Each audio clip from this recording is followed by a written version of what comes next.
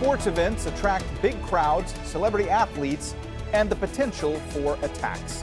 So, what must be done to keep people safe? And will the pandemic pose further challenges? This is Inside Story.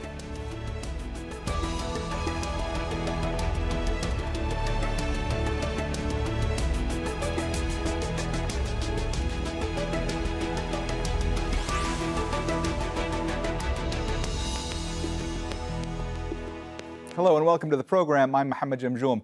It's often said that sports bring people together. Major global events draw tens of thousands of fans, athletes, journalists, and support staff. So this makes them prime targets for potential attacks. 3 UN counter-terrorism agencies and the Doha-based International Center for Sports Security have launched what they call the first global guide on securing major sporting events. It's happening as tournaments postponed by the pandemic resume their schedule. That includes the European Football Championships taking place now and the Tokyo Summer Olympics set to begin later this month. The document highlights emerging threats such as drone attacks and cybersecurity risks, with criminals potentially hacking critical facilities. The tragic story of the 1972 Summer Olympics in Munich, the 2009 terrorist attack against the Sri Lankan cricket team, and the Boston Marathon bombing of 2013, as well as many other attacks against other sporting events, are stark reminders of this awful reality. Sporting events are not solely targeted because they are attended by large groups of people, but also because they represent what terrorists aim to destroy in our societies and across the world: human dignity, peaceful coexistence, and high ideals.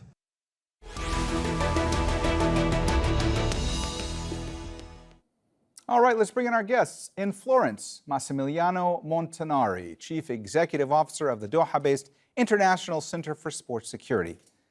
In London, Sajjan Gohel, International Security Director at the Asia Pacific Foundation.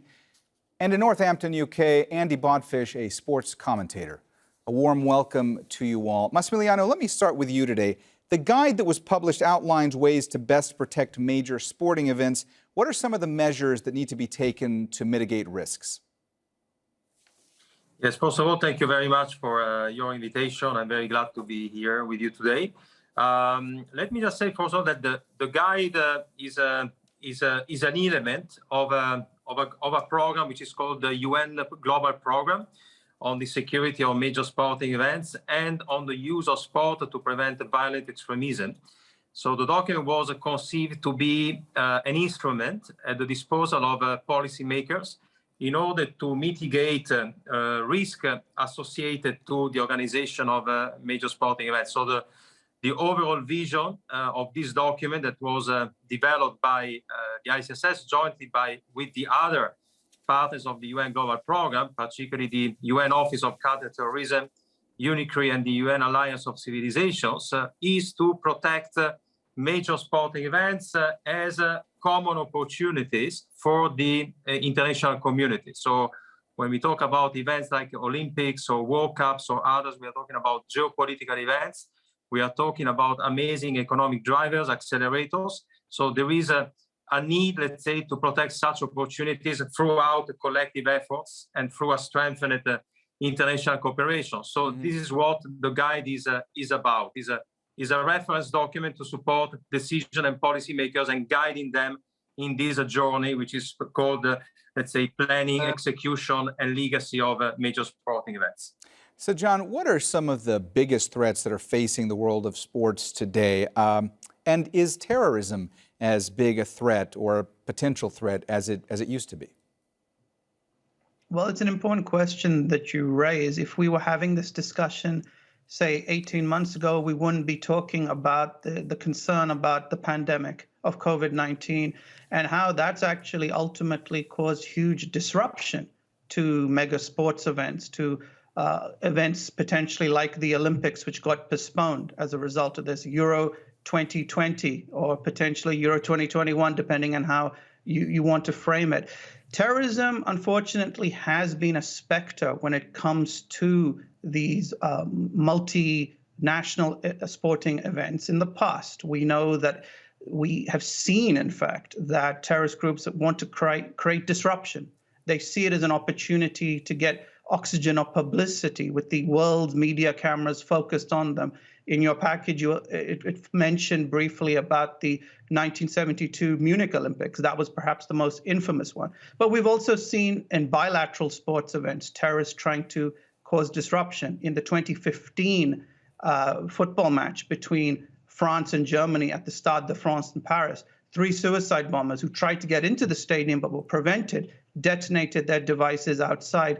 So it may not necessarily be a major event. It could be a friendly tournament. But we know that terrorists would want to try and hijack it to get maximum exposure, to create disruption, and to take away the focus of what should be an entertainment to, unfortunately, something more consequential.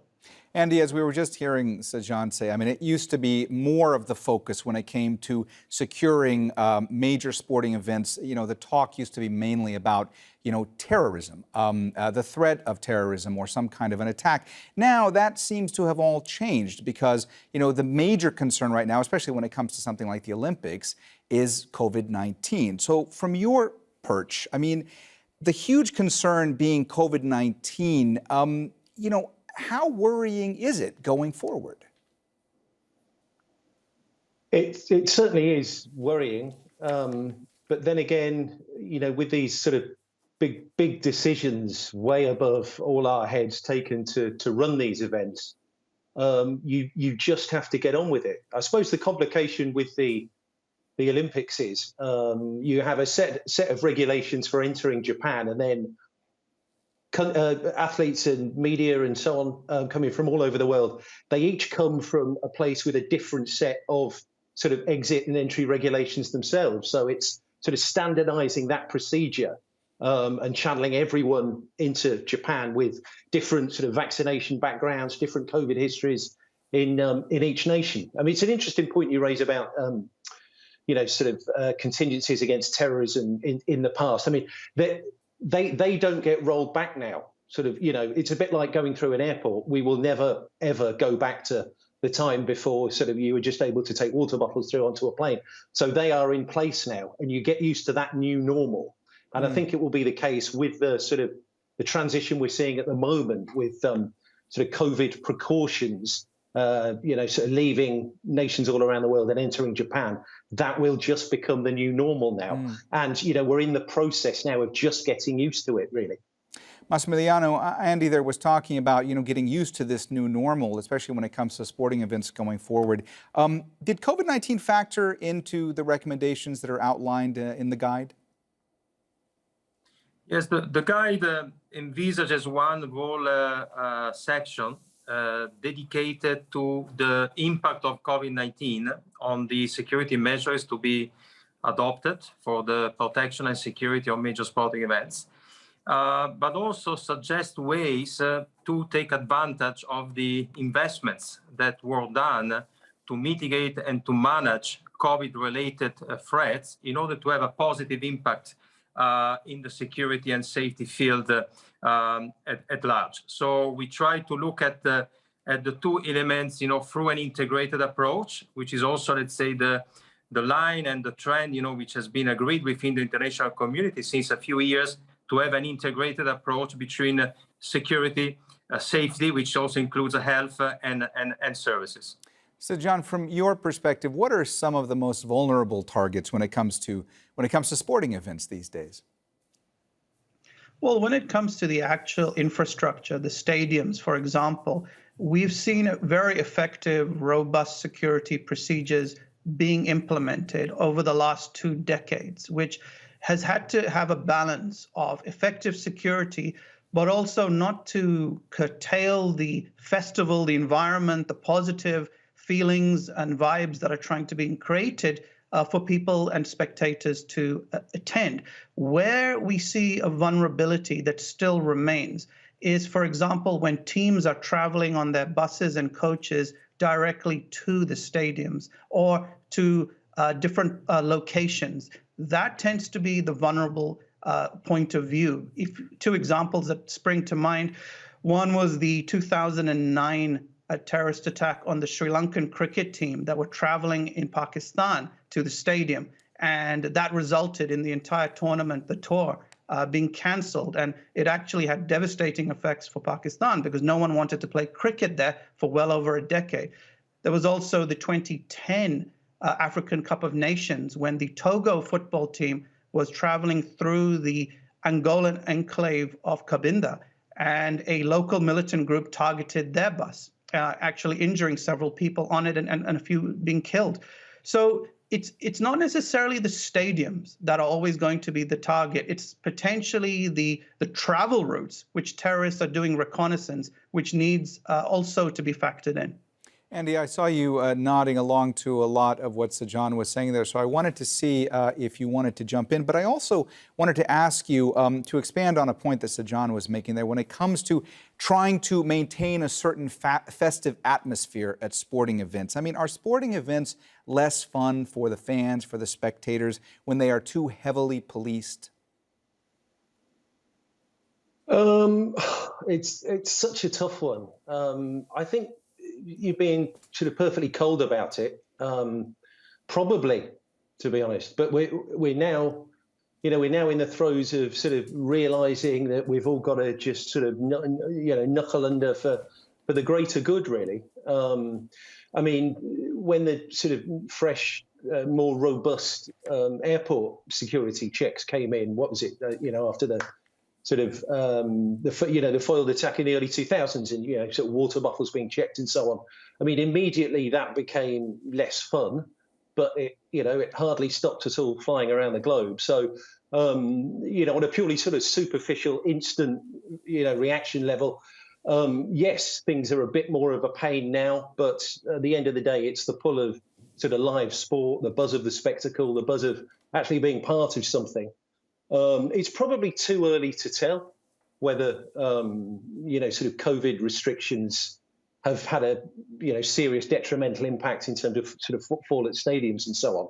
I mean, we're just at the very start of this thing. It'll all be written about, won't it, in generations to come, sort of the cultural impact of COVID and what happened to, the live spectacle. We're just at the start of it. But I mean, as we saw at the Euro, when spectators are allowed, you've got stadiums full again. And, I like to think that we'll all realise the greater good, sort of put up with a bit of discomfort in the short term and still go to live sport, because that's what we all love. Massimiliano, lockdowns during the pandemic have meant that many athletes were in isolation. They were facing a reduction in income. And last year, the ICSS had said that those circumstances were creating a perfect storm of opportunity for organized crime. So I wanted to ask you, what kind of an impact overall has the pandemic had on organized crime within the world of sports? Mm-hmm. Well, certainly the pandemic created new forms and new opportunities for business for the organized crime. Talking about athletes, certainly COVID-19 made athletes much more vulnerable, to organized crime, and for instance, to the possibility to fix, to engage into match fixing activities, particularly for in the case of individual sports, while in the case of, let's say, collective sport, there have been some, let's say, system and different forms of support which has been given by the teams and by the clubs. But in the case particularly of certain individual sports, like for instance, we had the case of tennis, we had cases of athletes that really had very serious, let's say, economic problems. So this could, of course, make them more vulnerable, to be approached, by organized crime. That's in the field of integrity, but at the same time also in the field of security. Since we were talking about counter-terrorism and terrorism prevention, COVID-19 gave a tremendous acceleration to the use of technology, which is good on one side. So certainly technology was, let's say, probably the real winner, in this COVID-19 pandemic. But at the same time, with this, will also increase the threat, of cyber crimes and also cyber terrorism, because we, of course, much more and more now dependent on the use of technology. So this has COVID-19 has, without any doubt, opened to new forms of criminal activities and new markets for organized crime.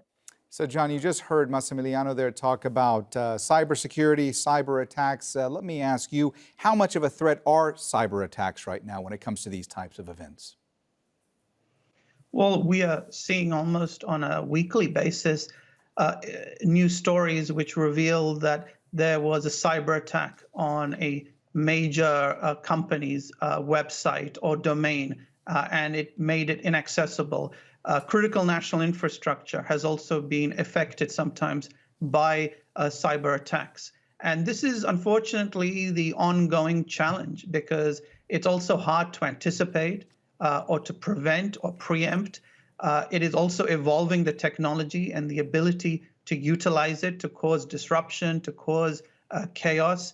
And you see more and more when it comes to governmental organizations wanting to invest further into understanding the threat, recruiting people that could potentially deter it from growing and proliferating. So that is a concern. And yes, it could also impact on sports events too, because of the fact that it could create a negative consequence when it comes to logistics, to organizing, to even airing and broadcasting a potential match. And that also then impacts on revenue, on marketing, on branding. So cyber can potentially have a knock-on effect at multiple levels.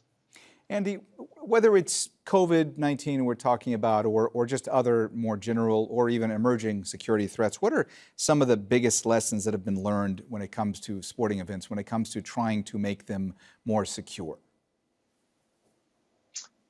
I suppose fundamentally that, security is paramount, really. And you just have to realize that there's a sort of greater good happening. Yes, increased security, joining queues, lines to go through metal detectors, laptop out of your bag, whatever it is, very similar to the experiences that we've had at airports over the last 15 years. It's all less smooth than we were used to probably a decade and a half, 2 decades ago. But it's for the greater good. So we live in a complicated world with some very bad actors out there, as we all know. So you just have to put up with it. Massimiliano, I reported on security preparations for Euro 2016 matches. I was up in Lille, France several years ago, and I remember how difficult it was for police to control crowds in Lille. There would be a rumor going through the crowd that somebody from the opposing team had insulted another team. People would get upset. How much goes into preparing local police forces when it comes to major sporting events? How do you prepare them to handle crowd control at events where the fan base is so passionate? Yeah. Look, when we talk about, let's say, sports, preventing or managing sport violence, there is now a very rich, let's say, literature and very, let's say, rich, let's say, body of knowledge which is available now internationally. And because actually sport violence, hooliganism, this was our concern at the very beginning. If we go back like to 20 years, 30 years, let's say the beginning of the 90s, our main concern was indeed that the behavior of the hooligans, violence in the contest, football matches, for instance, and so on. Then when after 2001 and the attacks against the Twin Towers, our main concern were made, let's say, the activities of terrorism, which was not totally new in the context of major sporting events, since we also had Munich in 1972, obviously, but terrorism became our great major concern, after 2001. But still, we were talking about the so-called, let's say, man-made, let's say, threats, and criminal activities. Nowadays, I think that the greatest challenge is no longer, let's say, the man-made or individual behaviors or even organized crime, but the main concerns are the systemic, challenges and threats, So we have seen COVID-19, but there are other, let's say, major, let's say, transition and challenges that organizers of major sporting events will have to cope with, like huge migration flows, even climate change. So these are all the challenges of the future, which goes beyond, let's say, the traditional sport balance, which, as I said before, has been well addressed, in the last 20 years by several organizations, not just organizations like us, but also organizations like the Council of Europe, the European Union, Interpol, and many others. So there is a very significant now body of knowledge, let's say, to address such behaviors. So now I think that the next challenges are more, let's say, systemic and no longer related to and specifically, let's say, to human behaviors. Andy, it looked to me like you were reacting to some of what Massimiliano was saying. Did you want to jump in? Well, no, I mean, it just rang true. Certainly, given the example Massimiliano was mentioning there about sort of football hooliganism in the 1980s being English, it was slightly before my time, but of course the ramifications of those behaviours it wasn't confined to England, of course, but it was certainly it was called the English disease, for goodness sake, So it was certainly a big issue here, had huge ramifications because English clubs were banned from Europe for some years, and it's a slow reintegration process after that. And it's just almost what we see in terms of the security challenges. I would say it's almost a prism of sort of, global issues as a whole. Human behaviours and individuals being out of control was one thing, but that was then. Yeah. That's still a challenge, by the way, but by and large, it's been addressed, I would argue. Andy, and now technological infrastructures, that's what governs the world, not just human movement. May I just also as we've seen, I'm sorry to interrupt. May I just also ask you, from what you're seeing, do people feel safe or safer at sporting events these days, whether it's football matches or other forms of sports? And if they do feel safe, or if they do feel safer, does that mean that these systems are working? Anecdotally, I would say probably yes. Again, it's probably an unfair. I'm giving a slightly skewed viewpoint because going through the media channels and so on and so forth, you certainly feel safe there. But then again, you're in a reasonably cosseted environment with sort of reserved travel, different bus lanes and so on and so forth. But certainly looking at for want of a better term, the muscle on the ground at these events, I certainly anecdotally haven't heard anyone complaining of feeling vulnerable or, security protocols being sort of not there or not at the level they should be, certainly. There's a lot of security staff on the ground at these events, a lot. Sajjan, are current security measures that are taken, that you're seeing being implemented, do you think that they're enough, or do you think that they should evolve?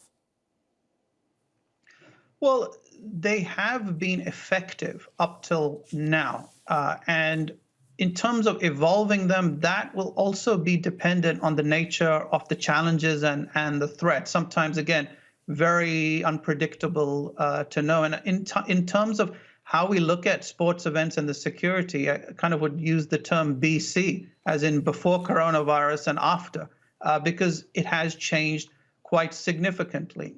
For example, now, when you go to sports events, it varies in various countries, but for many in the UK, for example, you have to have a COVID test before you are allowed entry into the stadium, and you have to have proof of it. And then the question comes down to how regularly is that being checked? I've been told that in some cases, some of the people who are supposed to oversee that aren't necessarily following the rules as much as they should be doing. In the stadiums, we've seen more people actually being allowed in, but it's again controlled, as in how many can be allowed. Some people seem to like that it gives them more space, that it's not so cramped as before.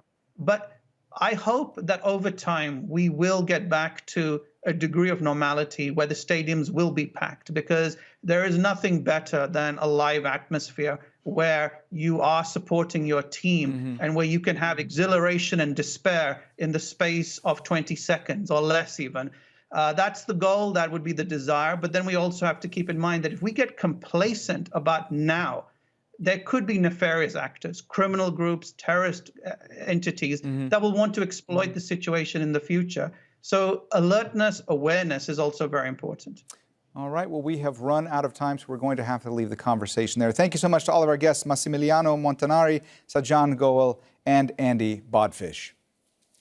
And thank you, too, for watching. You can see the program again anytime by visiting our website, aljazeera.com. And for further discussion, go to our Facebook page. That's facebook.com/AJ Inside Story. You can also join the conversation on Twitter. Our handle is @AJ Inside Story. From me, Mohammed Jamjoom, and the whole team here, bye for now.